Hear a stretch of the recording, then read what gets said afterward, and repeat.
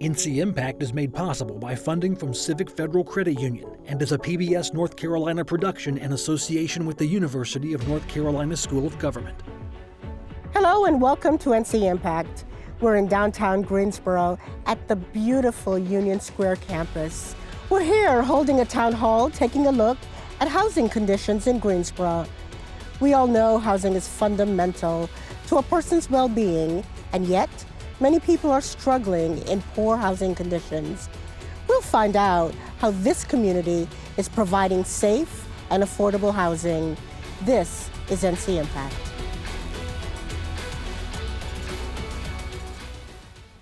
The federal COVID-19 eviction moratorium has ended, and we're seeing a surge in evictions. In so many cases, those removed from their homes have nowhere to go because of the lack of alternative affordable housing. But our ncIMPACT's David Hurst shows us a local program that advocates for those facing eviction. ¿Cómo se llama su bebé? Francisca Gonzalez and her family have lived in the Jamison Homes Mobile Park in Greensboro for nearly 20 years. En esta área es muy tranquilo. Ya tenemos mucho tiempo viviendo aquí y no hay ningún tipo de problema.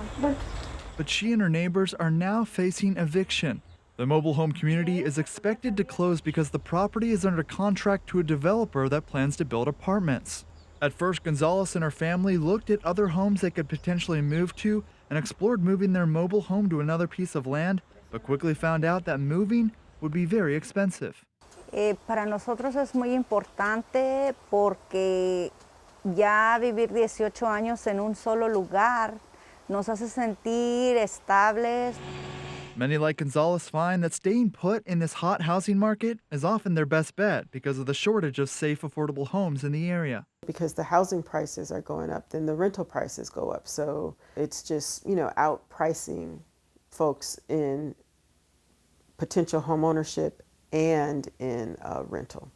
So it's just squeezing everyone from all ends. Renee Norris with UNC Greensboro Center for Housing and Community Studies says the rising rent prices is one of the reasons why Greensboro has a high rate of eviction. Hello. She says it's only been made worse by the COVID-19 pandemic, and evictions have increased since the moratorium expired in August. And there are a lot of landlords who have been waiting for quite some time to be paid, so there's frustration on their end and a demand that they actually either get the property or get paid. Norris oversees the eviction mediation program launched in December of 2020. The program helps tenants facing eviction reach an agreement and mediation with their landlord. The program also makes sure those tenants are aware of funds that may be available through the Emergency Rental Assistance Program. I think it benefits community because it stabilizes the housing. It helps the children to stay in a place that they know and are safe and secure. It helps older people who have come here and may have had something horrible happen, that they're on a fixed income, but there are these resources, and to get their stories told and understood. For Gonzalez, her community has reached an agreement with the property owner to postpone eviction until at least January of 2022. She says she's thankful for the support from local community organizations such as the Center for Housing and Community Studies and Siembra NC. Les damos las gracias porque nos hemos sentido con apoyo, no nos sentimos solos. I am delighted this afternoon to be joined by Sophia Crisp, Housing Consultants Group Executive Director. This organization provides financial wellness education and partners with local governments to offer down payment assistance. Michelle Kennedy is the City of Greensboro's Neighborhood Development Director. She's also the former Executive Director of Interactive Resource Center, which worked with homeless people. And Stephen Sills, the Center for Housing and Community Studies Director. He's a UNC Greensboro researcher on affordable and healthy homes in North Carolina and beyond. Stephen, I want to start with you, and I want to pick up on our video and this issue of evictions. It's one thing to hear that Greensboro has high eviction rates. It's another thing to unpack the data point that Greensboro has the 7th highest eviction rate in the nation. What is it about the context of this housing market that makes that so? It's the lack of affordability in our area combined with low wages. When we look at the earnings potential of the average worker here and the cost of living to live here, there's a gap. So many people fall through that gap, one paycheck, one medical bill, one car breakdown away from being evicted, unable to pay their rent or their mortgage even. So that lack of affordability placed us number 7 in the country and number 1 in North Carolina for our eviction rate per renter household, according to the Princeton Eviction Lab. Our numbers haven't gotten better since that study in 2016. We saw that in the year prior to COVID, there were still 5,000 writs of possession issued in the county. That's 5,000 sheriff's lockouts for eviction in this area. Sophia, jump in here for me, please. We're here in Greensboro not just because of the significant need, but because of the responses that this community has taken to try to meet that need. In 2016, your voters approved a $25 million bond, is that right? Yes. To increase efforts to build and repair affordable housing. And the Greensboro 10-year housing plan resulted from that work. How do you think the implementation is going? In the area of home ownership, it's going great. We took a disaster that happened in 2018 and turned it into a huge success story. The tornado that hit in 2018 significantly affected people living in some of the poorest zip codes in the city. And a year later, my organization launched something called #100Homes, hoping that 100 of the 600 people that were affected by the tornado would want to be on the path to home ownership. And that's exactly what 317 of them did in 2019. Wait, your goal was 100 and you ended up with 317? 317 Wow. in 2019 homeowners, significant percentage, maybe 60 to 70% in that same zip code, which was great. You rock. Yeah, thank you, thank you. And then last year, despite the pandemic, the numbers were even higher. They were 347. So there's no lack of people that want to be homeowners. There's a lack of homes for them to purchase. And the city has done a great effort in providing that gap financing needed to help developers grow, even new developers. Several minority developers even start their careers in developing homes, but there's not enough. So there's no lack of effort. There's just not enough people who find it and are passionate about home ownership in areas of need and are willing to make a little bit less money on a home, but start people on the path to generational wealth by owning a home. Tell me a little bit about the process of people coming together. Who are you involving? How are you involving them? And what is the result? And any one of you could answer that question for me. So I think that everybody sitting up here with you today have been working with each other for years in different lenses and at same tables. And it involves elected officials, it involves people in local and county government, it involves neighborhood associations. It really involves the citizenry of Greensboro to be at the table. If we don't center the lives of those with lived experience, we're really missing the point. We're currently looking at trying to establish our first permanent supportive housing development for high acuity folks who are transitioning out of homelessness. There are huge gains in that because when you raise the floor, you raise the ceiling. I want to piggyback on what she said about making sure that you're making decisions for people with them. Yes. It's town halls, it's coming together, multiple sessions. It's a little bit of work, but it's necessary to work to make sure that we're not sitting here because we do this work assuming what people want. You don't know what people want until you ask them. Has anybody tried to figure out the price tag? What would it take to have an adequate supply of affordable housing in Greensboro? That's a huge question. I know, that's why I asked it. Oh, I think that's where you get into conversations around subsidies, around vouchers, around what kind of supports need to be built in on top of just market rate housing to help determine that. That sounds like a great project for a researcher. It does. Sorry, Stephen, I didn't mean to give you more work, but since you're here. Not at all. I think that return on investment kind of question is key here. But even more key is, what is the cost for not providing more housing? Our issue is both the economic input as well as the expense. It's the wages as well as the cost of living. So if we don't provide good housing, if we have all of these health issues and food access issues, then we're going to lose even further in attracting good business, attracting living wages, and addressing it on the front end. And I think that's going to cost us. When we have a vacant property in a neighborhood, it impacts the city and its revenue, and its tax revenue. It also impacts the values of the homes around it. And there have been some good studies that look at what is one vacant property, what does 10 vacant properties cost a city in terms of lost potential revenue. But that overall cost, we have 45% of renters and 27% of homeowners who are cost burdened, spending more than 30% of their income on housing and housing-related expenses. If we could bring those numbers down, if we could make it so that people could afford the places they live, what kind of new economic impact would that have? I think it would pay off in the long term. The dollar invested and the 5 returned would be worthwhile. So I want to leave you with an opportunity to look forward a bit, peer into your crystal ball to the extent that you remember to clean it recently. What are you hopeful about? I'm hopeful that the city will continue to partner with developers and make it more attractive for them to want to build. We have some great startups and we have some great existing nonprofits and for-profits. I think the more the city engages with developers, the more we'll be able to get some more single-family housing that's available for home ownership. Excellent.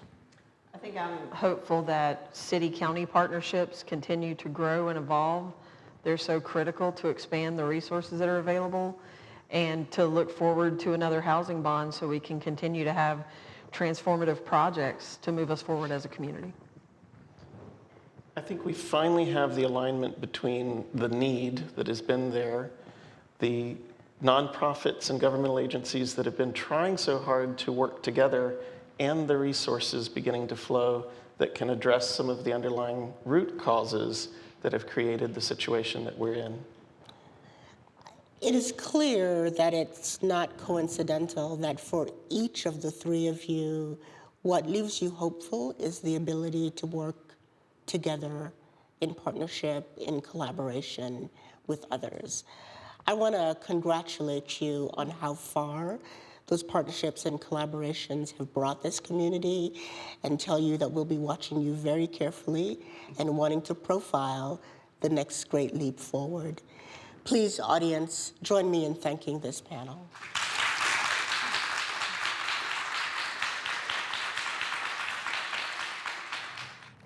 Living in substandard housing is often the only option for those seeking affordable housing. But one local collaborative found that improving housing leads to better health outcomes. ncIMPACT's David Hurst has the story. There's shards of glass. Sel Bang grew up in the Cottage Grove community, but it wasn't until she went to high school across town when she realized other neighborhoods seemed to have more access to food, transportation, and health care. It just really sunk into me that we were disinvested in, like they didn't care about us, and we were kind of forgotten about in terms of what can be developed in your community and your neighborhood. The Cottage Grove neighborhood in southeast Greensboro bustled with development in the 50s and 60s, but over time businesses closed and housing conditions declined.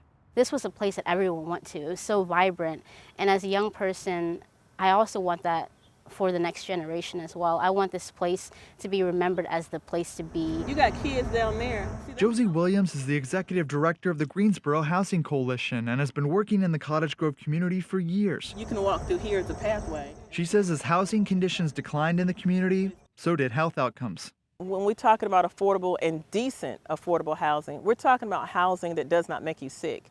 We see cases all the time where someone's unit is literally causing them a respiratory issue. It's complicating their asthma. It's exacerbating the asthma, making it worse. What the priorities are in Cottage Grove. As a result, a group of residents teamed up with several nonprofit organizations to revitalize the Cottage Grove neighborhood They called the work collaborative Cottage Grove. People are now understanding in order for us to make the changes that the residents are envisioning, you have to look at what are those social determinants of health, and you have to look at things from a holistic perspective. Otherwise, we're not going to be addressing the root causes, and then change will not come.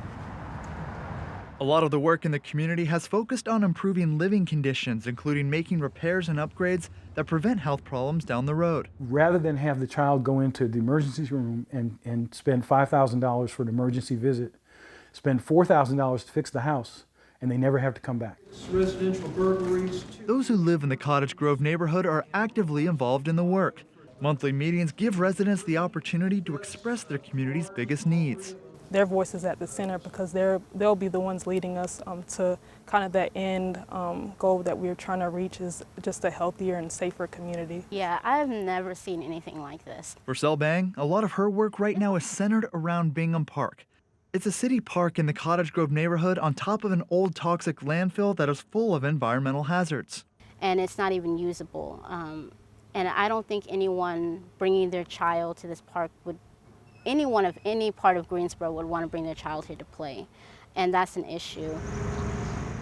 State officials plan to clean up and restore the park, and Bang says it's a positive step forward for a community that many feel has been left behind. Things are going to change, and I'm really excited to be a part of that change and that momentum and that movement. I am honored to be joined by Kim Cameron, North Carolina A&T Real Estate Foundation's Executive Director and the Chair of the North Carolina Housing Coalition. Welcome, Kim. Sel Bang, Greensboro Housing Coalition Community Engagement Associate. Welcome. Great to have you.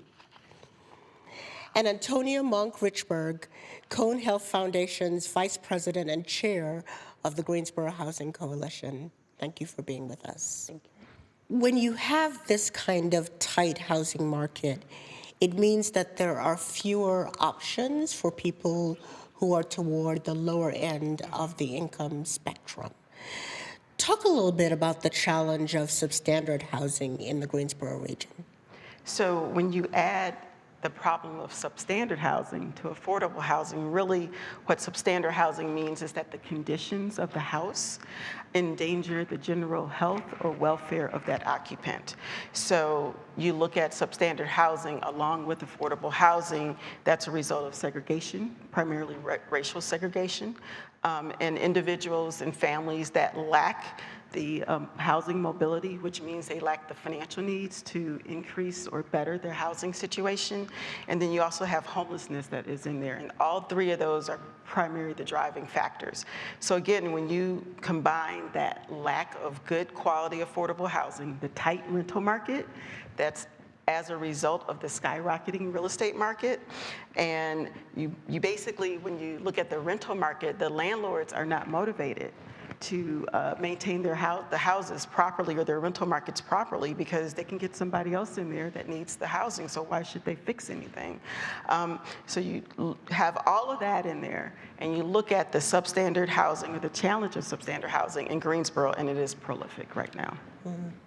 Antonia, we could spend a lot of time talking about housing in and of itself, but part of why this is such a critical conversation is housing isn't just about housing. Help us think through the health impacts that you observe for residents who are living in substandard housing. And then what is the community doing to mitigate these impacts? Thank you. So when I think about health and housing, the first thing that I think about is the fact that individuals spend about 90% of their time inside. And of that 90%, majority of that is inside their homes. And so if you can imagine what it's like to live in a home that's substandard, that has, leaky roof or has roach infestation, or maybe there's mold, it's impossible if you're spending almost 90% of your time inside and about 85% of that time in your home. and their home is substandard in that way in terms of all of the negative impacts for health, then what we start to see is individuals who have asthma issues, people who are having trouble with respiratory diseases. We have individuals who are struggling with chronic diseases that can't be fully addressed because they have to continue to go back to that same home to live in. And because we live in a country where people still think that affordable housing is a privilege and not a right, then they don't have other options. And because they don't have other options, and they're grappling each day with the struggle of what to do, because they're in a place and they can't afford to live anywhere else, but it's affecting their health. And so they have to make those hard decisions as to what can they do without so that they can have better housing. And unfortunately for so many of them, there are not many options. And so then we see them struggle.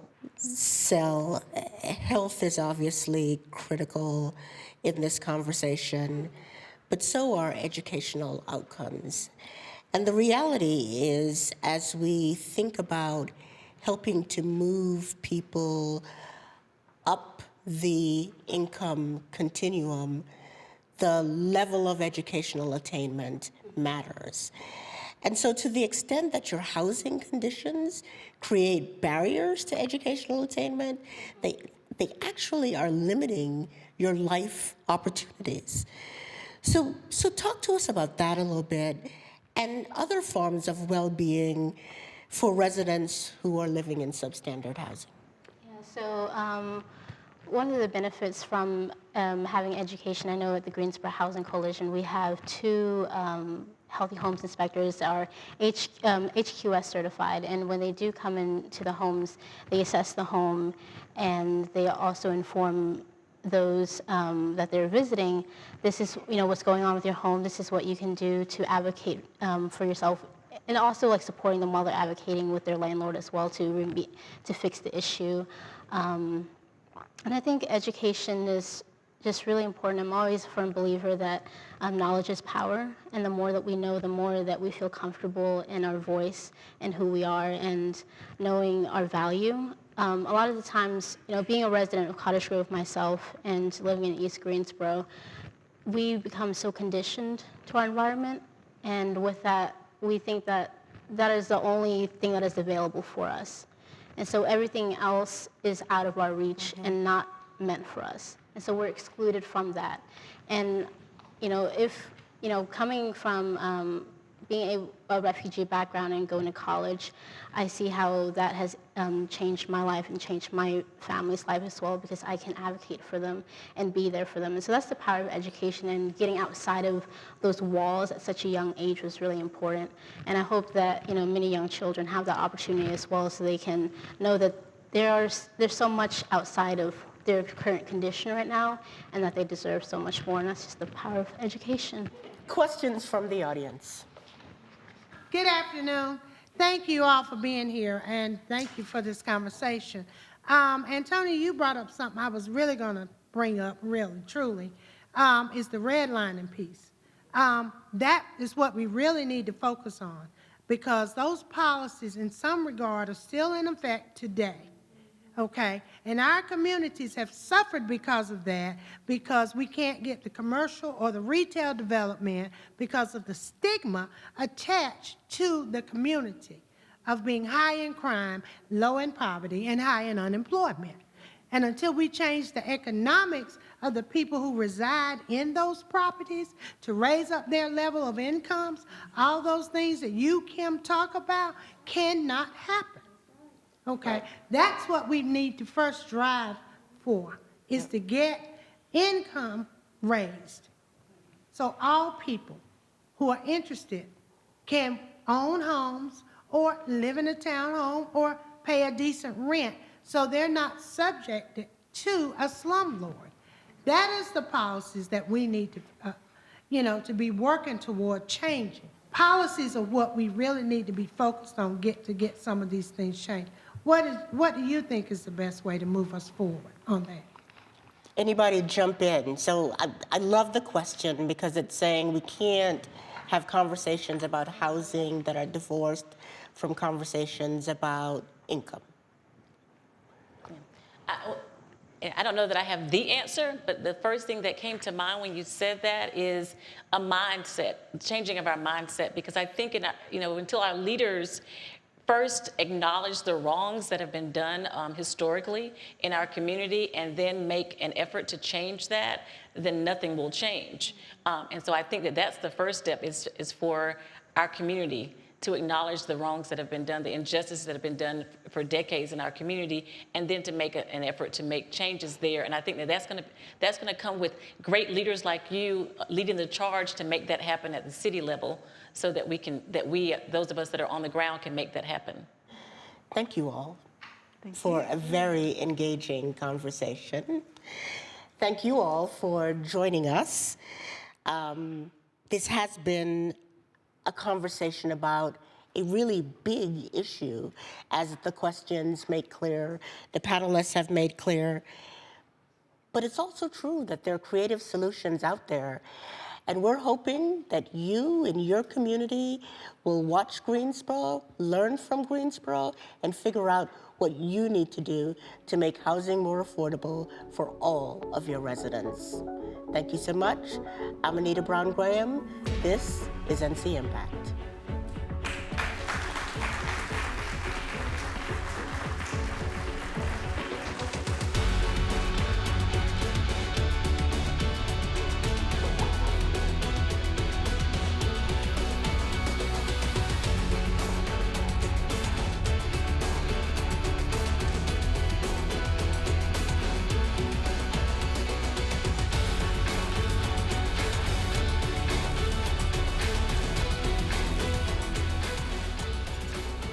ncIMPACT is made possible by funding from Civic Federal Credit Union and is a PBS North Carolina production in association with the University of North Carolina School of Government.